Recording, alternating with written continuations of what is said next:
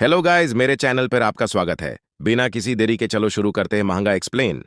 रात का सन्नाटा था। कमरे में बस कंप्यूटर की हल्की रोशनी झिलमिला रही थी। किम वुजिन, एक गेम डेवलपर, कई हफ्तों से एक बग से जूझ रहा था और आज आखिरकार उसने उसे ठीक कर दिया। वो जिस गेम पर काम कर रहा था उसमें एक कैरेक्टर था, डिकोलैन वॉन ग्राहन यूकेन, एक इंटरमीडिएट बॉस, यानी वो विलन जिसे हर रूट में मरना ही पड़ता है चाहे प्लेयर कुछ भी करे। वुजिन घंटों से लगातार टेस्टिंग कर रहा था, कोड बदल रहा था, ग्लिचेस मिटा रहा था। चेहरे पर थकान साफ झलक रही थी, लेकिन आंखों में एक सुकून आखिरकार खत्म हुआ। तभी दरवाजा खुलता है। अंदर आती है उसकी एक्स गर्लफ्रेंड, जो उसी डेवलपमेंट टीम की टीम लीडर भी है। वो दोनों कभी साथ थे, लेकिन अब बस पुरानी यादें बाकी थी। वो मेहनती थी, एम्बिशियस, और वो बस एक आलसी लड़का जो काम को हमेशा कल पर टाल देता था। वो उसे बदलने की कोशिश करती रही, लेकिन आखिर में हार मान गई। 6 महीने बाद उसे खबर मिली उसके पास अब कोई और है। लेकिन आज वो बस कैजुअली अंदर आई, स्क्रीन पर नजर डाली और मुस्कुराते हुए बोली, तुम्हें पता है डेकोलेन का डिजाइन तुम्हारे ऊपर ही बनाया गया है। वुजिन चौंक गया। वो हंसकर बोली, देखो ना, उसकी पर्सनैलिटी, एरोगेंस, सब तुमसे मैच करती है। और फिर अचानक बाहर खड़े अपने नए बॉयफ्रेंड की ओर देखते हुए बोली, मुझे जाना होगा। वो चली गई और कमरे में फिर वही खामोशी लौट आई। रात के 2 बजे वुजिन फिर से कोर्ट पर झुक गया। वो बार बार डेकोलेन को टेस्ट कर रहा था, हर एनिमेशन, हर डायलॉग चेक कर रहा था। पर उसके मन में एक बात खटक रही थी, क्यों ये विलन मेरी तरह है?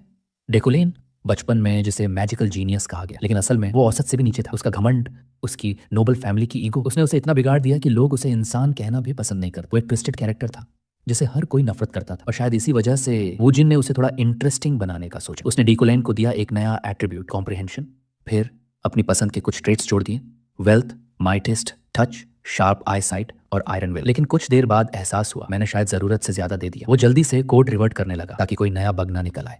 तभी फोन पर एक मैसेज आया, लुक आउटसाइड। वुजिन ने खिड़की खोली और उसकी आंखें फैल गईं। आसमान में एक विशाल होल खुला हुआ था, जैसे हकीकत फट गई। अगले ही पल बिजली की एक चमक उसके ऊपर गिरी और सब कुछ अंधेरा हो गया। जब होश आया, वो किसी अजनबी जगह पर था, लेकिन नहीं, ये जगह अजनबी नहीं थी। वो तो उसी गेम की वर्ल्ड थी जो उसने खुद बनाई थी। कुछ दिन बीत चुके थे, अब वो जी रहा था डेकोलेन वॉन ग्राहन यूकेन की जिंदगी। वो विलन जिसकी मौत तय थी। अचानक दरवाजा धड़ाम से खुलता है। अंदर आती है डेकोलेन की सिस्टर, चेहरे पर गुस्सा। तुम्हें शर्म नहीं आती? एक प्रतिष्ठित प्रोफेसर होकर कमरे में पड़े हो किसी औरत के पीछे। वो ढेर सारे डॉक्यूमेंट्स उसकी मेज पर पटकती और बिना पीछे देखे बोलती, अगर फिर से हमारे घर का नाम बदनाम किया तो मैं तुम्हारे लिए खड़ी नहीं होंगी। वो चली जाती है और कमरे में बस डेकोलेन, यानी वो जिनकी भारी सांसें गूंजती हैं। पहले उसे लगा ये कोई सपना है, कोई अजीब हेलुसिनेशन। लेकिन दिन गुजरते गए और हर चीज इतनी रियल महसूस होने लगी कि इनकार करना मुश्किल था। वो मर चुका था, शायद बिजली की उस चोट से, और अब वो जी रहा था उसी विलन की जिंदगी जिसे उसने खुद अपनी उंगलियों से बनाया था। डेकोलेन वॉन ग्राहन यूकेन, वो मिडिल बॉस जो हर रूट में मरता है, हर प्लेयर के लिए अल्टीमेट एनिमी, हर दर्द की जड़।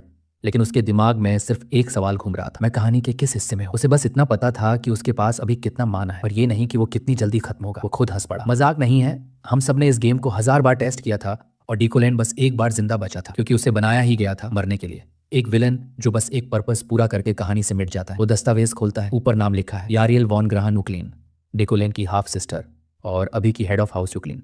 लेकिन भाई बहन का रिश्ता कभी था ही नहीं। उनके बीच बस ठंडापन, गुस्सा और नफरत थी। अगले पन्ने पर एक और नाम उभरता है, जूली, उसकी फियांसे।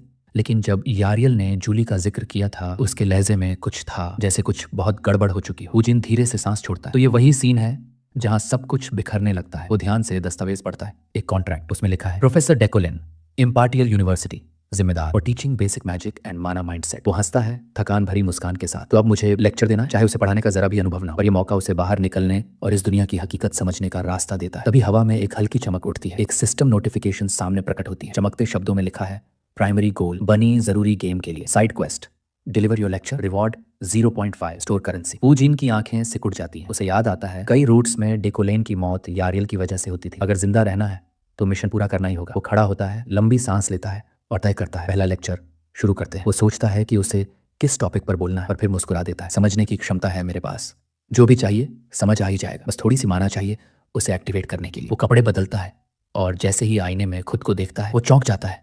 ये दुनिया, ये कमरा, ये कपड़े, सब कुछ अजनबी होते हुए भी इतना परिचित क्यों लग रहा है? शायद ये डेकोलेन के एट्रीब्यूट्स हैं, इंटिमिडेशन, डिग्निटी और एस्थेटिक सेंस। मानो ये शरीर खुद उसे सिखा रहा हो कैसे चलना है, कैसे बोलना है। अब किम वुजिन की जगह एक असली नोबल खड़ा था, सीधा सधी चाल में, मानो उसने अपनी पूरी जिंदगी इसी तरह गुजारी हो। वो अपनी लग्जूरियस कार की ओर बढ़ता है।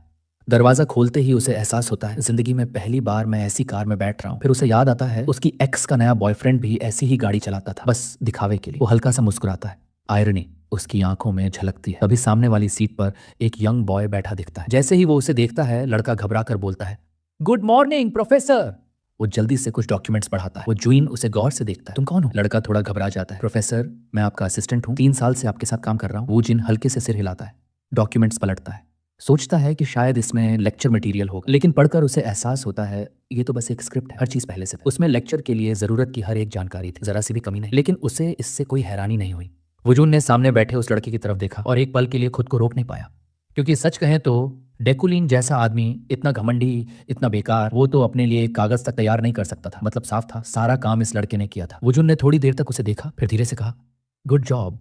बस वो एक शब्द, और लड़का वहीं सन्न। उसके चेहरे पर ऐसा भाव जैसे किसी ने अचानक उसकी तारीफ कर दी हो, वो भी उस आदमी से जो कभी किसी की तारीफ नहीं करता। यहाँ तक कि ड्राइवर तक के चेहरे पर हैरानी थी, मानो पहली बार अपने मास्टर को कुछ अच्छा बोलते सुना। लेकिन तभी वजून के अंदर एक अजीब झटका सा महसूस हुआ, जैसे शरीर ने खुद इस तारीफ को रिजेक्ट कर दिया। उसे सच में उलझन सी हुई, सिर भारी, सांस गहरी, जैसे कुछ उसके अंदर से उसे धक्का दे रहा। क्या ये शरीर की अपनी प्रतिक्रिया है? उसने खुद से सोचा, या फिर ये डेकुलिन की आत्मा है जो मेरे अंदर घुसने की कोशिश कर रही है। वो वही अजीब सी घुटन थी जो उसने उस मैनर से निकलते वक्त महसूस की, जैसे ये शरीर उसकी नहीं, कोई उसे धीरे धीरे निगल रहा। थोड़ी देर बाद गाड़ी आखिर रुकती है इंपीरियल यूनिवर्सिटी के सामने। जगह जीवंत थी, हर तरफ स्टूडेंट्स की चहल पहल, जादू और ज्ञान की खुशबू हवा में बसी थी। अब उसका अगला काम था रोटेटो हॉल को ढूंढना, वो जगह है जो दस्तावेजों में लिखी थी। कुछ ही देर में वो वहां पहुंचता है जहां सारे स्टूडेंट पहले से अपनी जगह ले चुके हैं। और हैरानी की बात ये, सब लोग प्रोफेसर डेकुलिन की क्लास अटेंड करने को बेताब थे, क्योंकि अफवाह थी कि डेकुलिन एक मास्टर स्पेल इंटरप्रेटर है, वो जिसे कभी चाइल्ड प्रोडिजी कहा गया था। जब वो अंदर आता है, पूरा हॉल एकदम शांत हो जाता है। वो अपनी यूजुअल ठंडी मुस्कान के साथ बोलता है, माय नेम इज ड्वेन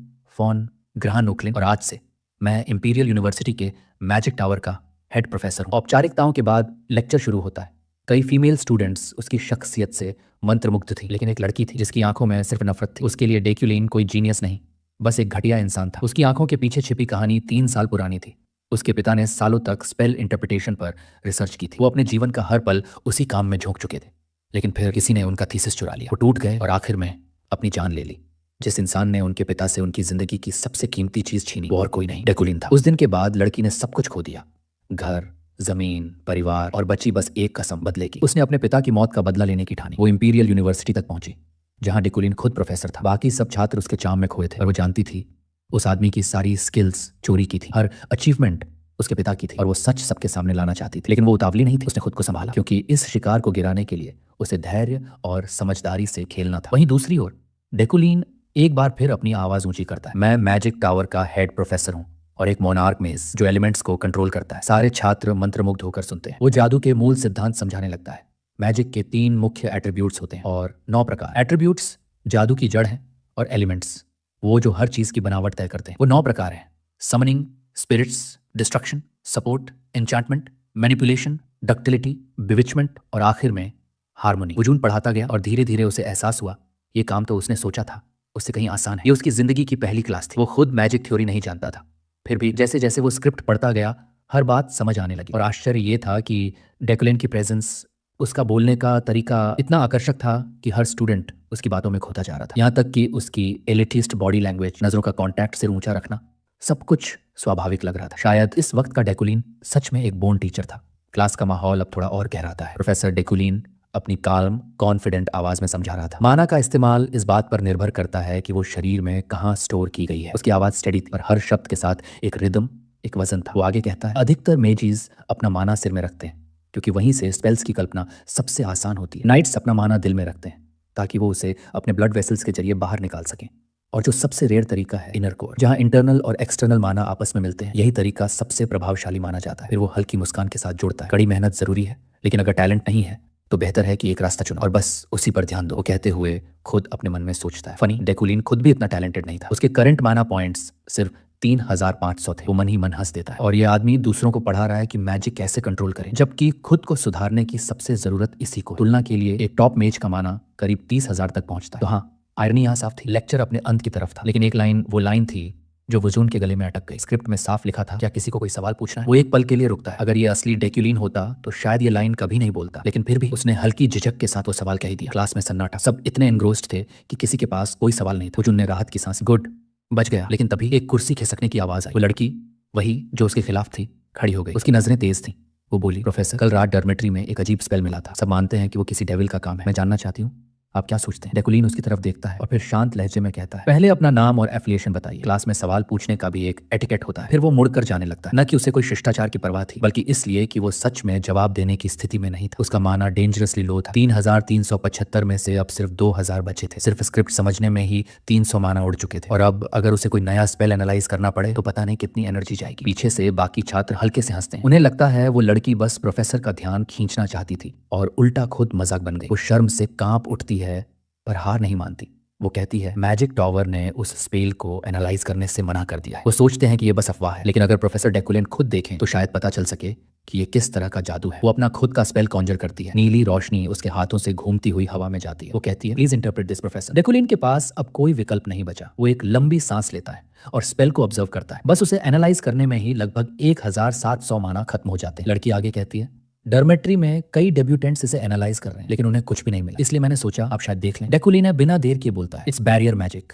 उसकी बात सुनकर लड़की वहीं जम जाती। वो आगे समझाता है, बिविचमेंट टाइप बैरियर स्पेल, यानी जो भी इसे कास्ट करता है उसका मकसद डॉर्मेटोरी में मौजूद सबको ट्रैप करना। क्लास एक पल को चुप हो जाती है। फिर वो उसी अथॉरिटी के साथ कहता है, अब तुम जा सकती हो और इस विषय को आगे मत बढ़ाना।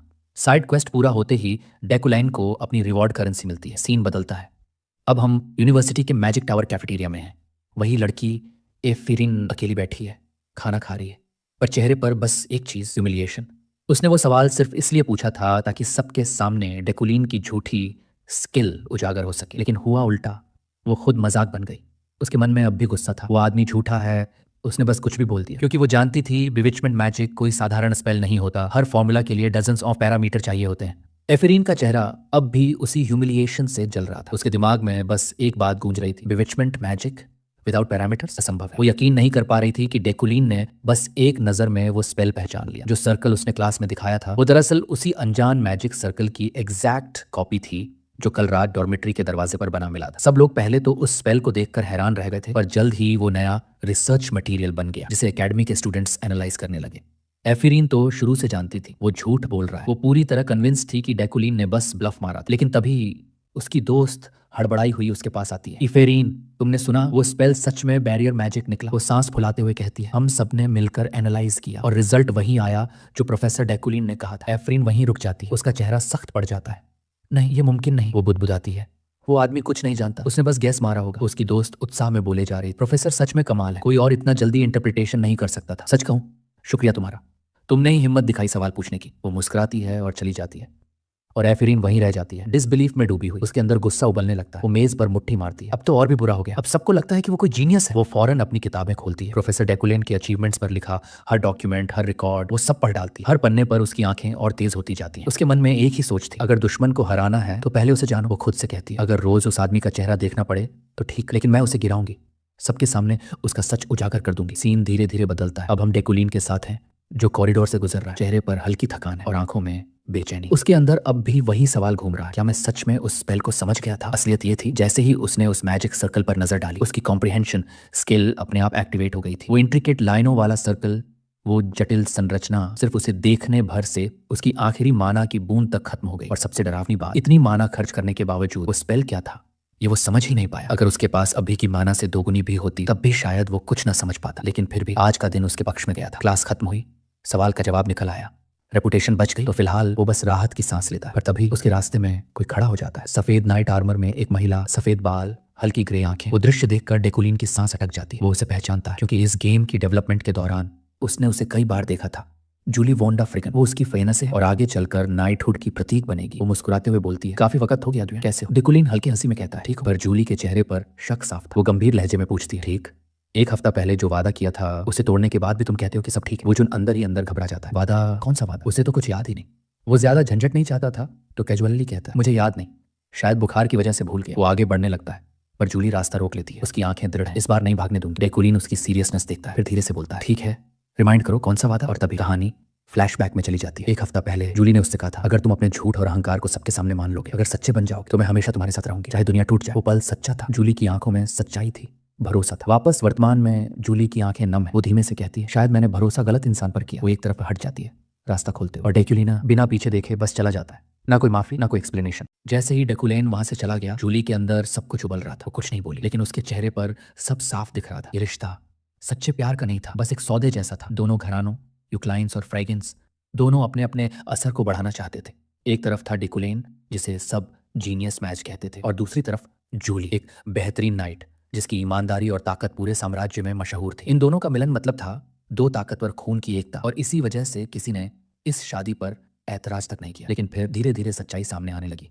डिकुलेन के टैलेंट की चमक फीकी पड़ने लगी। जिस लड़के को दुनिया मैजिक का जीनियस मानती थी, असल में वो बस एक झूठ जी रहा था। समाचारों में छपा था, मैजिक टावर का सबसे कम उम्र का प्रोफेसर अब पतन की ओर। उसके बाद उसकी उपलब्धियां रुक गईं। कभी कुछ नया नहीं दिखाया उसने। दोनों परिवारों ने सब छिपाने की कोशिश की। उन्हें डर था कि अगर बात बाहर गई तो उनकी इज्जत, उनका नाम सब मिट्टी में मिल जाएगा। लेकिन जूली, वो इस झूठ को माफ नहीं कर सकी। उसने प्यार नहीं मांगा था, बस सच्चाई चाहिए थी, एक नाइट की तरह। कभी डेकुलेन ने वादा किया था वो हमेशा सच्चा रहेगा, लेकिन अब जूली को यकीन था वो वादा भी बस एक और झूठ था। दृश्य बदलता है। इंपीरियल यूनिवर्सिटी की ओर। ये जगह गेम की सबसे ऊंची यूनिवर्सिटी थी और उसका मैजिक डिपार्टमेंट पूरे साम्राज्य में सबसे श्रेष्ठ। अगर इसे असली दुनिया से तुलना करें तो ये कुछ ऐसा था जैसे कोरियन यूनिवर्सिटी मेडिकल स्कूल और magic tower national university hospital. वो जुन यानी डेकुलेन चारों ओर देख रहा था। वो जगह सच में खूबसूरत थी। लॉन, बगीचे, इमारतें, सब कुछ वैसा ही था जैसा उसने अपनी डेवलपमेंट टीम के साथ बनाया था। बस एक अफसोस था, काश वो किसी और के शरीर में होता, इस झूठे प्रोफेसर के नहीं। उसी वक्त उसे एहसास होता है कोई उसका पीछा कर रहा है। वो पलट कर देखता है और टकरा जाता है किसी से। कागज जमीन पर बिखर जाते हैं। वो चौंक जाता है। पहले उसे लगता है शायद कोई हमला हुआ है, लेकिन फिर समझ आता है वो उसका असिस्टेंट एलन है। एलन घबराते हुए सारे पेपर समेटता है और कहता है, सर, ये आज के स्पॉन्सरशिप कैंडिडेट्स की लिस्ट है। मैजिक टावर दरअसल एक तरह की रिसर्च फैसिलिटी थी जहां हर प्रोफेसर अपने चुने हुए छात्रों को स्पॉन्सर करता है। जो जादूगर सबसे ज्यादा पोटेंशियल दिखाता है उसे रिसोर्स और फंडिंग दी जाती है। डेकुलेन एक एक फाइल पलटने लगता है और तभी एक नाम उसकी नजर को रोक देता है। वो नाम सुनहरे रंग में चमक रहा है। वो समझ जाता है ये उसकी एट्रीब्यूट की वजह से है, वेल्थी मैग्नेट, एक ऐसा गुण जो उसे बताता है कौन उसके लिए धन और सफलता लाएगा। इसके साथ है उसका दूसरा गुण, शार्प आइज़ेट, जो उसे लोगों की शक्ति, गुण और ऊर्जा साफ दिखा देता है। दोनों के मिल जाने से वो साफ साफ देख सकता है कौन व्यक्ति उसके लिए फायदेमंद साबित होगा। और उसी सुनहरी लिस्ट में एक नाम था जो बाकी सबसे ज्यादा चमक रहा था, इफेरिन लून। वो लड़की जो इस वक्त उसके नाम को मिटाने के लिए हर संभव कोशिश कर रही थी। वो लड़की जो इस वक्त उसकी सबसे बड़ी दुश्मन थी, उसी को उसकी एबिलिटी अब प्रॉस्पेरिटी का सबसे बड़ा सोर्स दिखा रही थी। किस्मत का खेल भी कितना अजीब होता है। जो उसे खत्म करने आई थी वही अब उसके भाग्य में चमक रही थी। वुजुन को याद है, गेम में एफेरिन उन मेन कैरेक्टर्स में से एक थी। डेवलपर्स ने उसके बारे में बताया था कि उसके पिता की मौत डेकुलेन की गलती से हुई थी। वो सोच में पड़ जाता है, क्या यही वजह है कि वो मुझे इतना नफरत करती है। वो नोटिस करता है इफेरिन के नाम के सामने कोई स्पॉन्सर नहीं है। जब वो एलन से पूछता है तो जवाब मिलता है, सर, कोई भी उसे स्पॉन्सर करने की हिम्मत नहीं करता। कौन डेकुलेन के दुश्मन के साथ खड़ा होना चाहेगा। वो हल्की मुस्कुराहट के साथ सोचता है, वो सब मुझे दुश्मन मानते हैं, लेकिन उन्हें नहीं पता असली दुश्मन तो ये दुनिया खुद है। एफरिन की कहानी जितनी दुखद थी, उसकी प्रतिभा उतनी ही चौंकाने वाली थी। वो लड़की जिसने कभी अकादमी ज्वाइन नहीं की, सारा मैजिक खुद से सीखा, फिर भी उसकी पोटेंशियल लिमिटलेस थी। लेकिन हकीकत ये थी वो उसकी दुश्मन थी, या शायद वो उसका, क्योंकि इस दुनिया के नियमों के हिसाब से डेकुलेन ही उसके पिता की मौत का जिम्मेदार था। अगर सब कुछ वैसे ही चला जैसे गेम में होता है तो उसका अंजाम भी वही होगा, मौत। वो जानता है उसके पास है वो अभिशप्त गुण, विलन्स फेट, जिसके असर से पूरी दुनिया उससे नफरत करती है। हर कोई उसे मारना चाहता है, लेकिन जो उसे मारने में नाकाम रहता है वो उसे और मजबूत बना देता है। गेम में वो 1000 बार मरा था, कभी तलवार से, कभी जर से, कभी किसी के हाथों गुप्त हत्या से, पर नतीजा हर बार एक ही, मौत। इसलिए इस बार वुजुन ने ठान लिया था वो उसी रास्ते पर नहीं चलेगा, उसे अलग फैसले लेने होंगे। और पहला फैसला था इफेरिन लून को स्पॉन्सर करना। एलन की हैरान आंखों के सामने वो दस्तावेज पर हस्ताक्षर करता है और कहता है, इन्हें जमा करा दो, और हाँ, कुछ किताबें भी ले आना। एलन बाहर चला जाता है। डेकुलेन अब अकेला है। वो सोच में डूबा है, इस दुनिया में जिंदा रहने के लिए मुझे कितनी दौलत चाहिए। उसे पता है उसकी कई मौतें सिर्फ पैसों से ही टल सकती हैं। एक समझदार निवेश, एक सही निर्णय, यही उसे जिंदा रख सकते हैं। एफरिन जैसे प्रॉमिसिंग मेज में निवेश करना तो बस शुरुआत है। उसे शक्ति और धन दोनों चाहिए। वुजुन गहरी सांस लेकर खुद से बुदबुदाता है, स्ट्रांग बनना होगा किसी भी तरह। लेकिन वो जानता है डेकुलेन की असली शक्ति एवरेज से ज्यादा नहीं। अगर उसने कोई रास्ता नहीं ढूंढा तो एक दिन वो मर ही जाए। कभी उसे याद आता है उसके अंदर एक और छिपा वरदान है, मिड्स टच।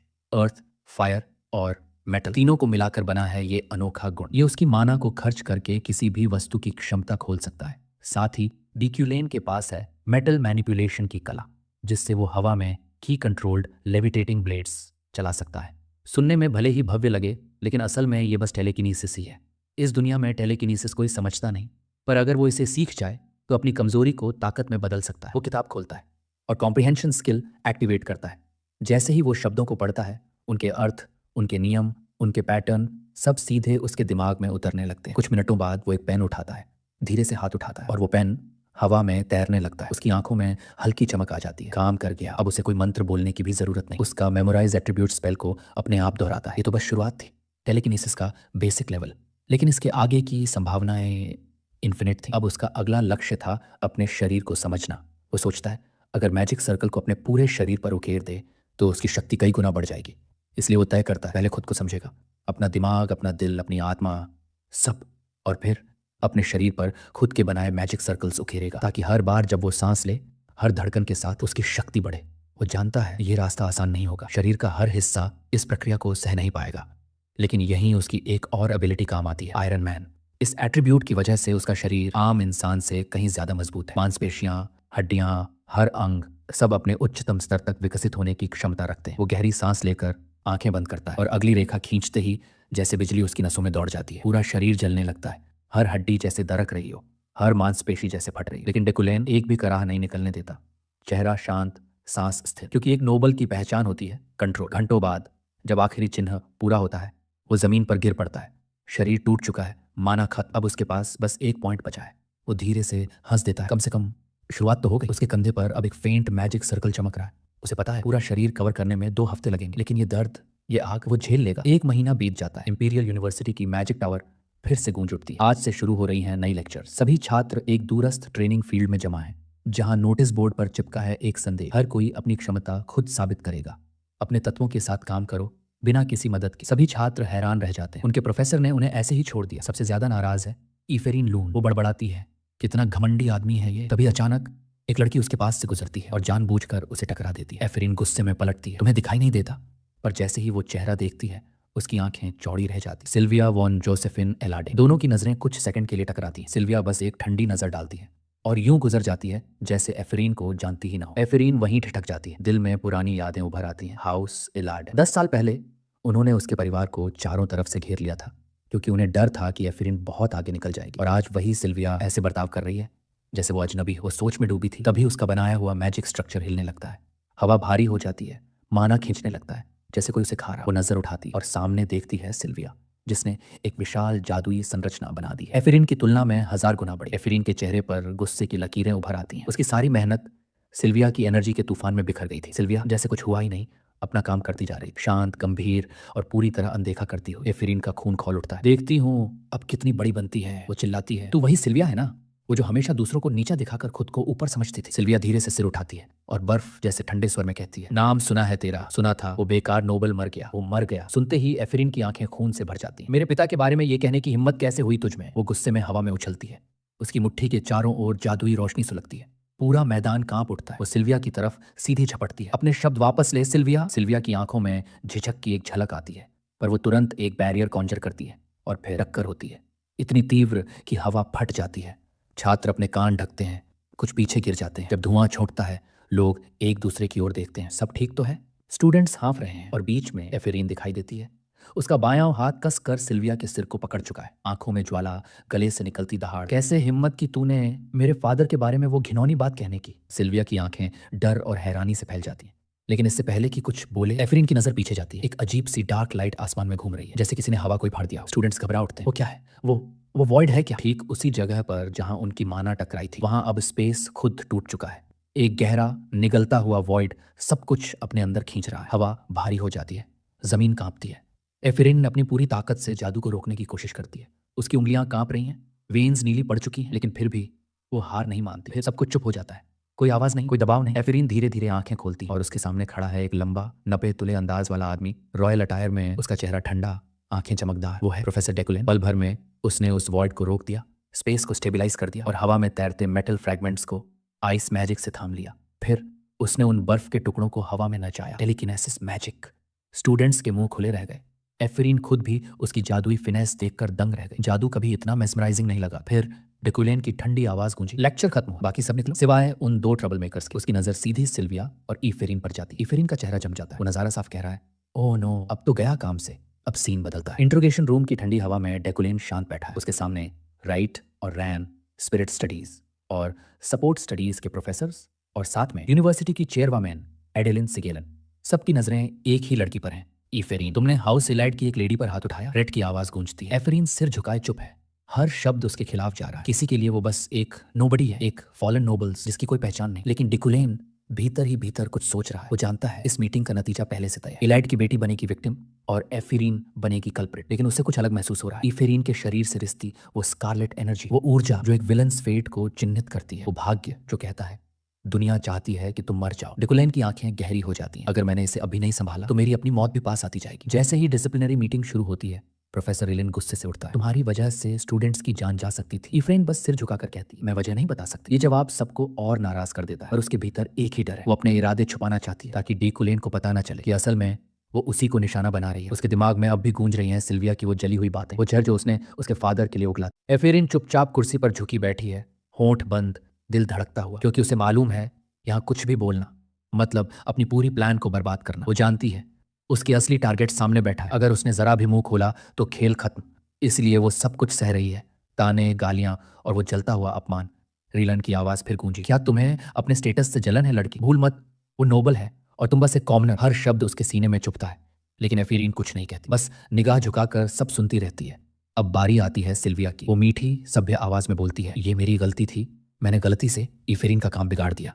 बस बहस बढ़ गई और बस पलट गया पूरा माहौल। सारे प्रोफेसर्स के सामने सिल्विया अब इनोसेंट एंजल बन चुकी है और एफिरीन अब वो एक इरेशनल अटैकर। रीलेन और बाकी प्रोफेसर्स उस पर टूट पड़ते हैं। क्या तुम्हें गुस्सा काबू में नहीं रहता? ऐसी स्टूडेंट को निकाल देना चाहिए। एफिरीन का सिर नीचे झुका हुआ, हर इंसल्ट उसके कानों में गूंजता है। कोई भी उसका साथ नहीं दे रहा, सबकी उंगलियां उसी पर है। वो अकेली है, अपने पिता के बिना, अपने नाम के बिना, जैसे पूरी दुनिया ने उसके लिए दरवाजा बंद कर दिया हो। उसके मन में एक ही थॉट उबल रहा है, सब कुछ इस प्रोफेसर की वजह से। वो डेकुलैन ही मेरी तबाही की जड़ है। एडलाइन, यूनिवर्सिटी की चेयरवुमन, आखिर बोलती है। सभी प्रोफेसर्स का मत एक जैसा लगता है। अब हम प्रोफेसर डेकुलैन की राय सुनते हैं। एफिरीन का दिल थम जाता है, वो समझ चुकी है। अब उसकी बारी है एक्सपल्शन लेटर सुनने की। उसका चेहरा सफेद पड़ जाता है। डेकुलैन धीरे से खड़ा होता है, उसकी काल्म भारी आवाज कमरे में फैलती है। चेयरवुमन, मैं एक रिक्वेस्ट करना चाहता हूँ। डेकुलैन कहता है, मुझे लगता है सिल्विया भी इस घटना की उतनी ही जिम्मेदार है। पूरा कमरा सन्न। सिल्विया और एफिरीन दोनों की आंखें चौड़ी रह जाती। वो चाहती तो इस हादसे को रोक सकती थी, डेकुलैन आगे कहता है, लेकिन उसने कुछ नहीं किया। क्या इलाइट घराने की प्रतिभा हीट ऑफ द मोमेंट में इतनी कमजोर पड़ जाती है? सिल्विया का सिर झुक जाता है। वो कांपती आवाज में कहती है, मैंने जानबूझकर रोकने की कोशिश नहीं की। मैं चाहती थी कि एफिरीन मुसीबत में पड़े। पूरा कमरा हिल जाता है। एफिरीन का मन उलझन में पड़ जाता है। ये क्या कर रहा है? वो मेरी तरफ क्यों बोल रहा है? रेलन तुरंत पलटवार करता है, वो फिर भी विक्टिम है डेकुलेन, दोष अटैकर पर ही आएगा। लेकिन डेकुलेन मुस्कुराकर जवाब देता है, तो क्या हमें प्रोफेसर के रूप में कोई जिम्मेदारी नहीं लेनी चाहिए? आखिर वो लेक्चर मैंने ही तैयार किया था, जहां मेरी मौजूदगी की जरूरत ही नहीं। रेलन के चेहरे पर पसीना झलक जाता है, वो कुछ बोल नहीं पाता। एफिरीन बस अवाक देखती रहती है। वो आदमी जिसे वो अपना दुश्मन समझती थी आज उसके लिए दूसरे प्रोफेसर को कुचल रहा है। एडेलाइन आखिर फैसला सुनाती है, ये मामला इतना गंभीर नहीं है, स्टूडेंट्स के बीच ऐसे टकराव होते रहते हैं, इसलिए किसी पर भी सजा नहीं दी जाएगी। दोनों अपने डॉर्म वापस जाओ। लेकिन एफिरीन का मन उलझन में है। वो तो पूरी तरह तैयार थी अपनी एक्सपल्शन सुनने के लिए, और अब कुछ नहीं हुआ। वो सोच में डूब जाती। ये आदमी आखिर खेल क्या खेल रहा है? मीटिंग खत्म होते ही प्रोफेसर रांड मुस्कुराता है, डेकुलेन तुम्हारा पर्सपेक्टिव वाकई अलग है। लेकिन डेकुलेन का ध्यान कहीं और है। वो मुड़ता है, एफिरीन उसे देख रही। वो एक गहरी सांस लेकर कहती है, प्रोफेसर क्या मैं आपसे एक सवाल पूछ सकती हूँ? एफिरीन धीरे धीरे अपने भीतर उस नाम को दोहराती है, लूना। अगर ये आदमी सच में उसके पिता को याद करता है, उस इंसान को जिसे उसने जिंदा रहते हुए तोड़ा, इतना कि उसने अपनी जान तक ले ली, तो फिर ये वही डेकुलेन है, उसके बदले का असली निशाना। वो गहरी सांस लेती है, अपने डर को दबाती है। क्या ये अब भी याद करता है मेरे पिता को, या फिर उसके लिए वो बस एक नाम था जो अब मिट चुका है? लेकिन डेकुलेन हमेशा की तरह शांत। वो बस मुस्कुराता है और कहता है, बीते वक्त की बातों में उलझकर खुद को मत रोकना मिस लूना। इतना कहकर वो उठता है, अपनी कोट झाड़ता है और कमरे से चला जाता है। एफिरीन वहीं बैठी रह जाती है, दिल धड़क रहा है, लेकिन अब उसकी आंखों में एक हल्की मुस्कान है। तो उसे याद है उसने मेरी मदद इसलिए की क्योंकि उसे अफसोस है। उसकी नजर झुक जाती है, पर उसके होंठों पर संतोष की हल्की झिलमिलाहट है। कम से कम वो गुनहगार भूल नहीं पाया। बस यही जानकर उसका दिल कुछ हल्का हो गया। इसी पल डेकुलेन के डेथ प्रिवेंशन पॉइंट्स में दो और जुड़ जाते हैं। सीन बदलता है। अब हम देखते हैं सिल्विया को अपने पिता गिल्टियन यानी इल्लैड परिवार के मुखिया के सामने। वो एक एस्पर मेज है और उसकी निगाहें हमेशा ठंडी और कैलकुलेटिव। सिल्विया सब बताती है, कैसे एफिरीन के साथ उसका टकराव हुआ और कैसे प्रोफेसर डेकुलेन ने बीच में दखल दी। गिल्टियन धीमी आवाज में कहता है, एफिरीन लूना, वो लड़की तो अपनी चमक बहुत पहले खो चुकी थी। 10 साल पहले एप्टीट्यूड एग्जाम के दौरान। 10 साल पहले दोनों लड़कियां पहली बार आमने सामने खड़ी थी। वो पल अब भी जिंदा है। टेस्टिंग चैम्बर में जब मॉनिटर ने उनकी मन्ना मापी तो मशीन पागल हो, सुई घूमती रही, रीडिंग रुक ही नहीं रही थी। सब चौंक गए क्योंकि ये दोनों आर्चमेज लेवल पोटेंशियल रखती थी। आर्चमेज, वो नाम जो सम्राटों तक को झुकने पर मजबूर कर दे। इतिहास में हर युग में बस 3 लोग इस स्तर तक पहुंचे हैं और उनके नाम पत्थर पर लिखे जाते हैं हमेशा के लिए। इस युग में भी 3 सीट्स हैं।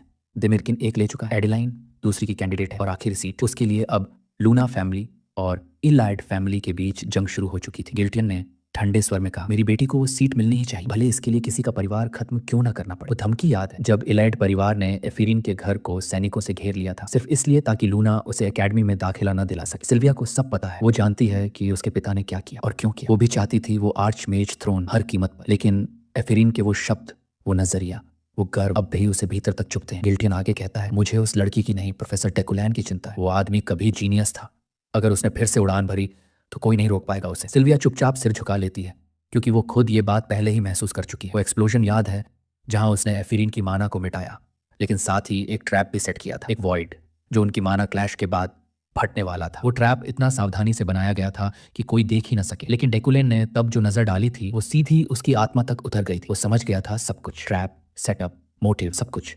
फिर भी उसने दोनों को बचाया। एक तीसरा रास्ता चुना, वो नजर, वो ठहराव, दरअसल एक वार्निंग थी, एक चुपचाप दिया गया इशारा, मेरे खेल के नियमों में रहो। उसने शुरू में तो डेकुलेन की काबिलियत को बहुत हल्के में लिया था, लेकिन अब वो सोचने लगी थी, ये आदमी असल में है कौन। कुछ दिन यूं ही निकल गए और अब हम देखते हैं डेकुलेन का एकदम शानदार अंदाज। ये आदमी लिटरली ब्रूस वेन की जिंदगी जी रहा है। क्लासी सूट्स, एक्सपेंसिव स्टाइल, अपने ड्राइवर के साथ गाड़ी में बैठा हुआ, पूरे कॉन्फिडेंस में। उसके चेहरे पर वही ठंडी सी मुस्कान जो बताती है कि वो अपने फैसले से पूरी तरह खुश है। एफिरीन की मदद करना उस वक्त उसका सबसे सही कदम था, क्योंकि उस एक डिसीजन से उसने ना सिर्फ अपने लिए एक डेथ रूट मिटा दिया, बल्कि स्टोर करेंसी भी बढ़ा ली।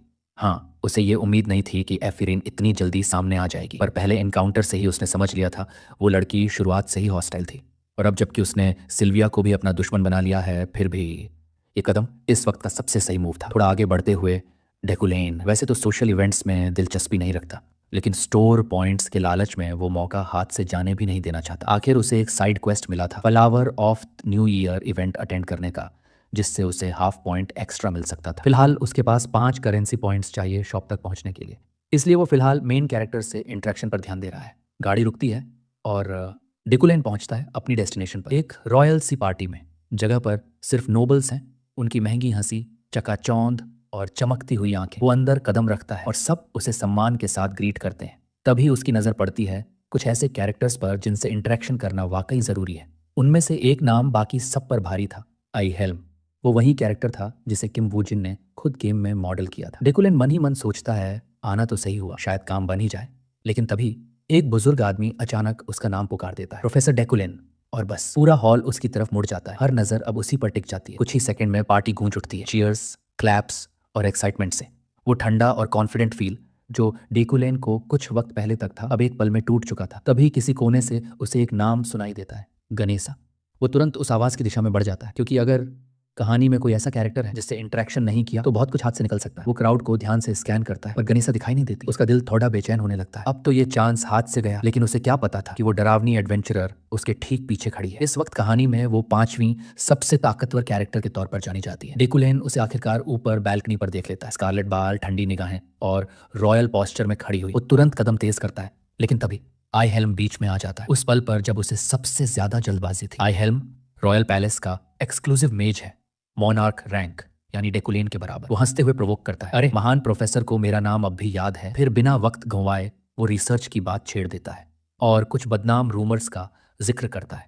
वो ताना मारता है, 3 साल से तुम्हारा रिसर्च रुका हुआ है, लोग अब तुम्हारी एबिलिटीज पर शक करने लगे हैं।